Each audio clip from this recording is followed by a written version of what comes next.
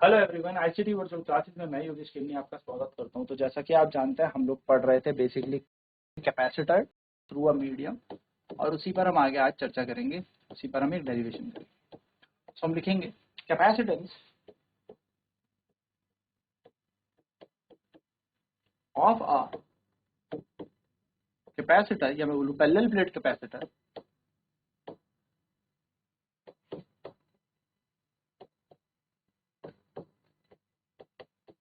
having a dielectric constant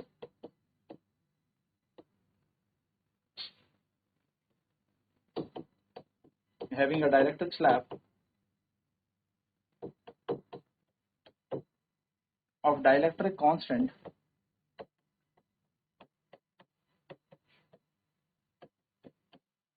या मैं बोलूं having a dielectric slab of thickness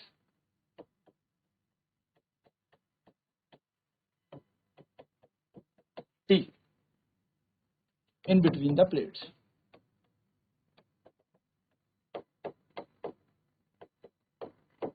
ठीक है, capacitance of a parallel plate capacitor having a dielectric slab of thickness T in between the plates. चलिए बात करते हैं। तो देखिए, जैसे कि हमारे पास यहाँ पर क्या है, ये एक पैरेलल प्लेट कैपेसिटर है।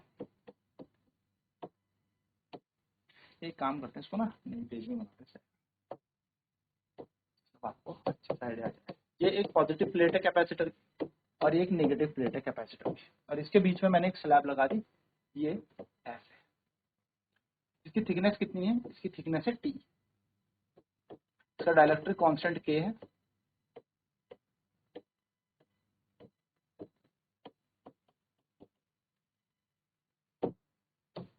और इन दोनों के बीच की दूरी डी। ठीक, ये हमारे पास, यानी कि कुछ कुछ स्पेस में वैक्यूम है, कुछ कुछ स्पेस में क्या है, डाइलेक्ट्रिक है। तो ई नॉट मान लिया मैंने इलेक्ट्रिक फील्ड इन वैक्यूम, और ई मान लिया मैंने इलेक्ट्रिक फील्ड इन डाइलेक्ट्रिक्स। ठीक है, तो इसको हम लिखते हैं late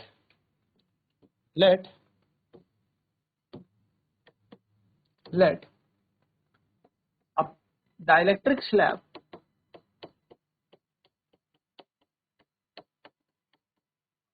of dielectric constant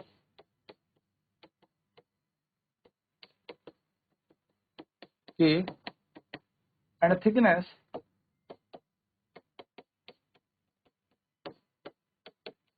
T is placed in between a parallel plate capacitor separated by distance d apart। ठीक, वेयर, हम यहाँ पे कहेंगे where d is greater than t, यानी कि ठीक पूरा स्पेस नहीं भर रहा। ठीक, लेट E बी द, या E not be the electric field, let E naught be the electric field at the space, या मैं बोलूं at the E naught be the electric field between the plates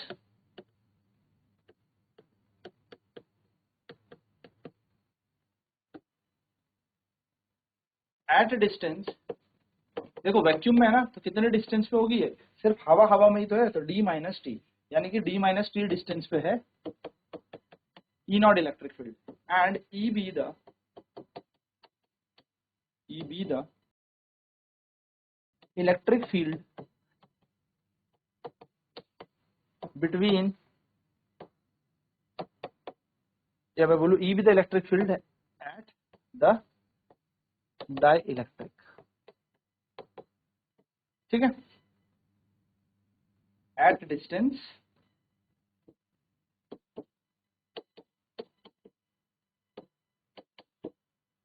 t।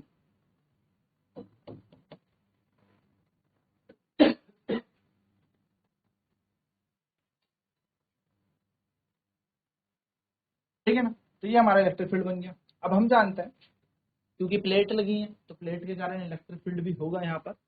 तो we know that electric field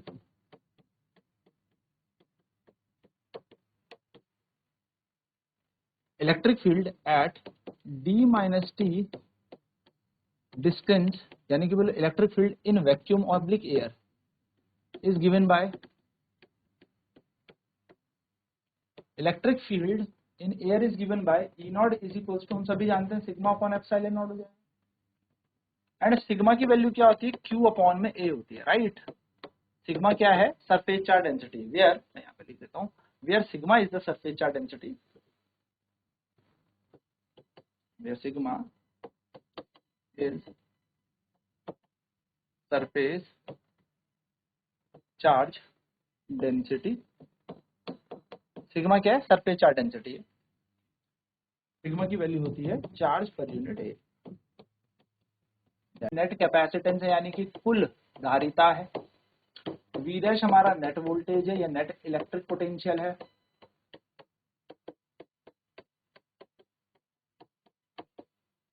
तो हम जानते हैं Q हमारा क्या है, नेट चार्ज है।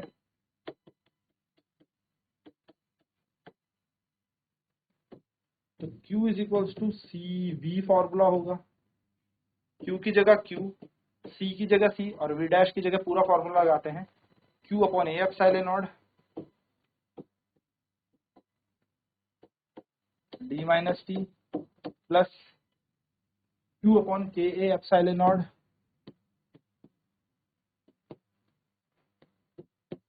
Into T. क्या कॉमन ले सकते हैं, यहाँ से Q कॉमन ले लेते हैं, तो Q ऐसे ही, Q यहाँ से कॉमन, तो यहाँ आ जाएगा T, यहाँ पर आ जाएगा ए epsilon not upon A Q, यहाँ पर आ जाएगा D minus T upon A epsilon not. मैं काम करता हूँ ना, पूरा ही ले लो, T into Q upon A epsilon naught common ले लेते हैं। तो Q upon A epsilon not गया, तो यहाँ बचेगा डी माइनस टी बचा, प्लस में आएगा T अपॉन के। Q से Q कैंसिल, हमें C की वैल्यू निकालनी है, तो ये एप्सिलॉन नॉट ऊपर चला गया, फॉर्मूला बन गया D minus T plus T upon के, और ये हमारे पास क्या है, नेट कैपेसिटेंस आ गई। इतना फेराड हमारा नेट कैपेसिटेंस आ गया। तो इस तरीके से हम इस क्वेश्चन को सॉल्व कर सकते हैं या इस डेरिवेशन को सॉल्व कर सकते हैं। So this is required capacitance, this is required capacitance.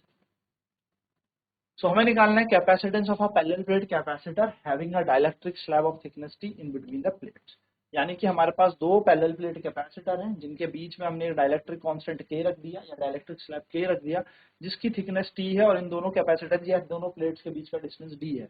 E electric field इस कैपेसिटेंस के अंदर चल रहा है या डाइलेक्ट्रिक के अंदर चल रहा है, और ई नॉट चल रहा है जो बचा हुआ वैक्यूम है या एयर है इस स्पेस में चल रहा है। टी यहाँ पर थिकनेस है, तो हमने कहा इलेक्ट्रिक कांस्टेंट के and thickness T is placed in between a plates. Parallel plate capacitor separated by distance apart, यानी कि यहाँ पर हमारे पास दो पैरेलल प्लेट कैपेसिटर है, बीच में एक डाइलेक्ट्रिक रख दिया जिसके अंदर क्या है, कांस्टेंट के है, इसकी थिकनेस टी है। It is not filling the entire space, ये पूरा स्पेस नहीं भर रहा। ठीक है, चलिए नोट करेंगे फटाफट से।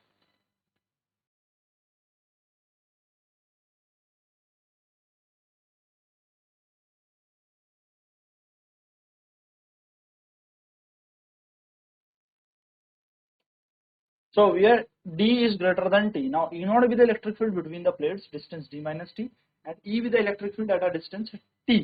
तो E हमारे पास इलेक्ट्रिक फील्ड है, डिस्टेंस कितना है, T डिस्टेंस पर इलेक्ट्रिक फील्ड हमारे पास है। ठीक है, तो E हमारे पास इलेक्ट्रिक फील्ड है डाइलेक्ट्रिक एट डिस्टेंस T, तो D डिस्टेंस पर हमारे पास इलेक्ट्रिक फील्ड E है, और E नॉट है हमारे पास D माइनस T डिस्टेंस पर।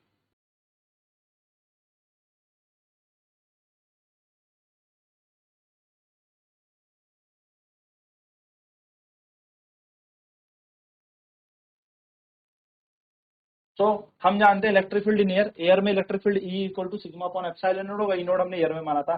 सिग्मा सरफेस चार्ज डेंसिटी है, तो सिग्मा की वैल्यू होती है क्यू बाय ए, इसको हम यहाँ लगा देंगे तो E not is equal to Q by A epsilon naught बन जाएगा।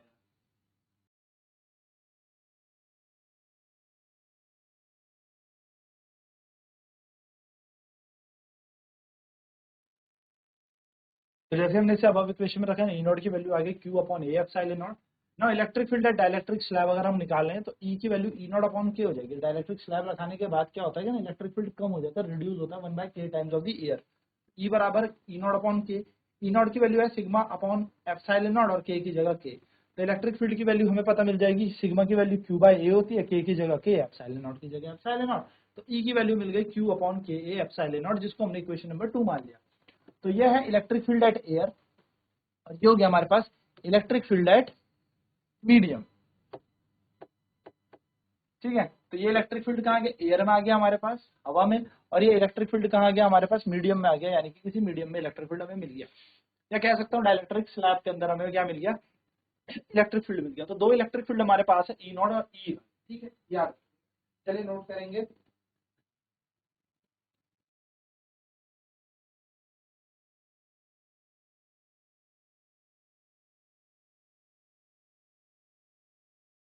E is equal to Q upon K A epsilon not हमारा यहाँ पर बन गया। तो अगर हम बोले let V not be the electric potential set up at distance d minus T and V be the electric potential set up at distance t, यानी कि वी नॉट जो है वो इलेक्ट्रिक पोटेंशियल है d माइनस टी डिस्टेंस पे, और v जो है इलेक्ट्रिक पोटेंशियल है t डिस्टेंस पे। तो हम जानते हैं E बराबर V dash upon D, V dash मैंने नेट पोटेंशियल मान लिया। ठीक है, तो वी डैश को हमने यहाँ पर क्या मान लिया है, नेट पोटेंशियल, नेट यानी कि कुल वोल्टेज मान लिया। तो वी नॉट प्लस वी बन जाएगा हवा का वोल्टेज प्लस हवा में चलने वाला वोल्टेज, या फिर स्लैब के अंदर का वोल्टेज, इन दोनों को जोड़ो वी डैश मिल जाएगा हमें।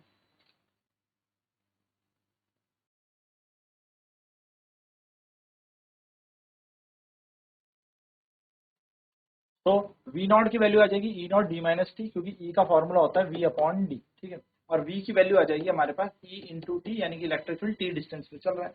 तो नेट पोटेंशियल देखा जाए तो वी नॉट प्लस वी बन जाएगा, तो वी डैश की जगह वी डैश, ई नॉट की जगह ई नॉट, डी माइनस टी, क्योंकि दोनों जुड़ जाएंगे तो ई टी, यानी कि ये वाला जुड़ गया और ये वाला जुड़ गया। हमने इसको इक्वेशन नंबर 3 मान लिया। ना हम जानते हैं ई नॉट की वैल्यू हमें पता है, ई की वैल्यू हमें पता है, तो वी डैश बराबर E naught D minus T plus E T बन जाएगा। ई नॉट की वैल्यू है Q upon A epsilon naught D minus T, plus की जगह प्लस, ई की जगह आएगा Q upon K A epsilon naught into T. ठीक है, तो ये हमारे पास क्या हो गया, टोटल वोल्टेज आ गया, कुल वोल्टेज हमारे पास हमें मिल गया, Q upon A epsilon naught D minus T plus Q upon K A epsilon naught into T हमारे पास यहाँ पर आ गया।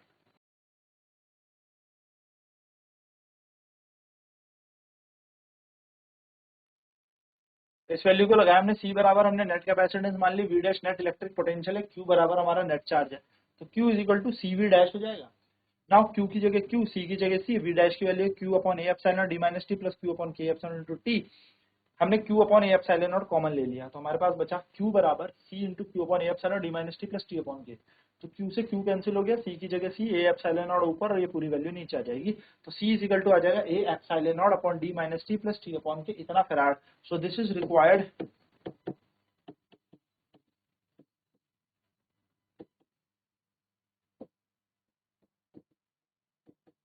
Capacitance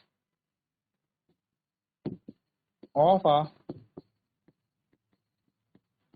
capacitor. तो ये रिक्वायर्ड कैपेसिटेंस है किसी कैपेसिटर। ठीक है, चलिए ये क्वेश्चन करते हैं। क्वेश्चन है अ parallel plate air capacitor of plate area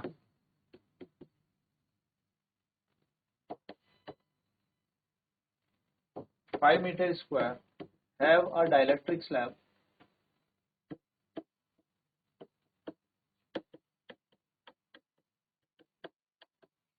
of dielectric constant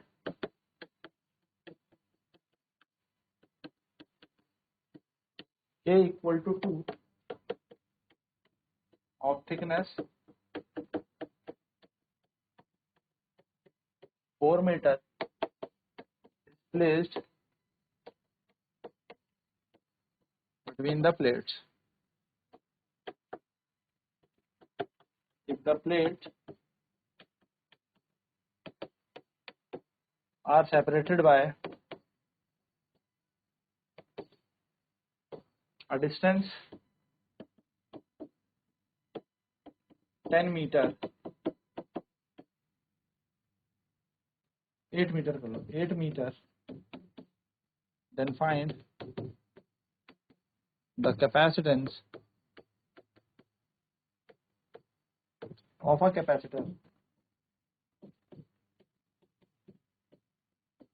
तो क्या कह रहा है, एक पैरेलल प्लेट एयर कैपेसिटर है जिसका प्लेट एरिया 5 मीटर स्क्वायर है, have a dielectric slab of dielectric constant K equal to 2 of thickness 4 metre is placed between the plates, यानी कि एक डाइलेक्ट्रिक कांस्टेंट जिसकी के की वैल्यू 2 है और डाइलेक्ट्रिक बेसिकली इसकी जो आप कह सकते हो डिस्टेंस है, थिकनेस है, वो कितनी है 4 मीटर का इसका थिकनेस है।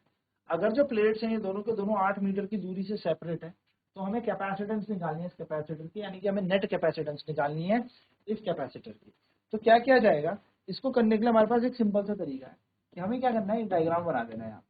तो ये हमारे पास एक पैरेलल प्लेट है, इसका एरिया दे रखा है हमें 5 मीटर का स्क्वायर, ऐसे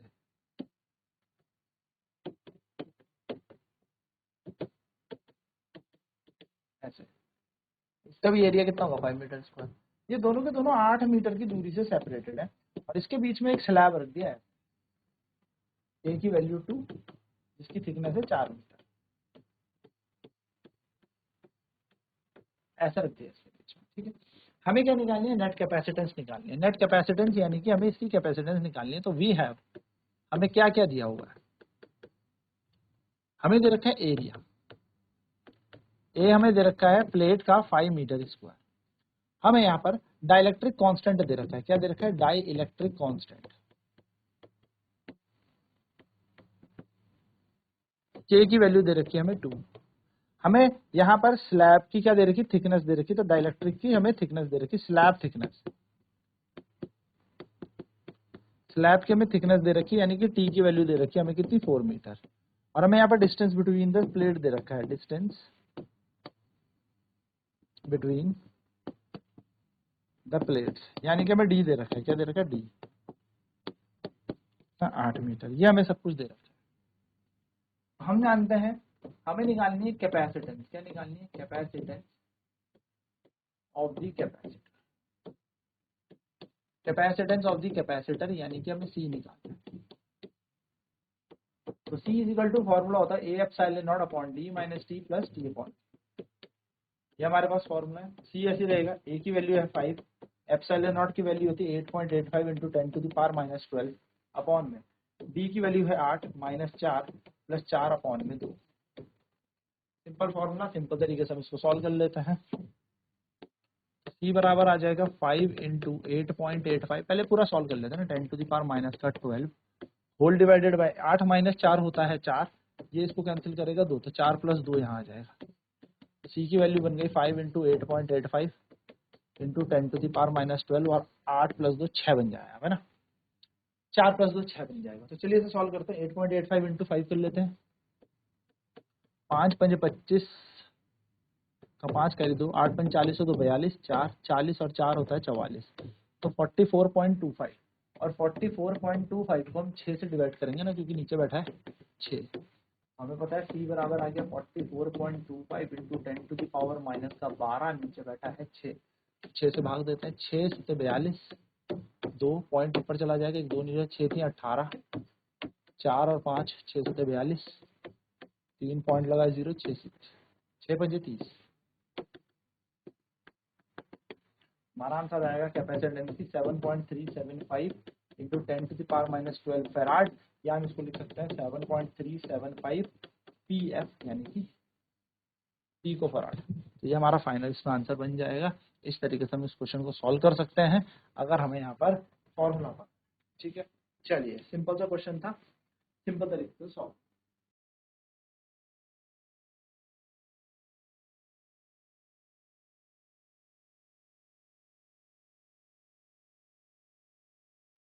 तो बेसिक से फॉर्मूले में आपने वैल्यूज को पुट किया, सबको सॉल्व करके फाइनल आंसर हमारा आ गया 7.375 into 10 to the power minus 12, 10 की घात माइनस 12 फेराड को हम पिको फेराड कहते हैं। So this is the net capacity. Next class में कॉम्बिनेशन ऑफ कैपेसिटर पे बात करेंगे। तो आज की क्लास में इतना ही। ICT वर्चुअल क्लासेज में जुड़ने के लिए धन्यवाद। आपका दिन शुभ।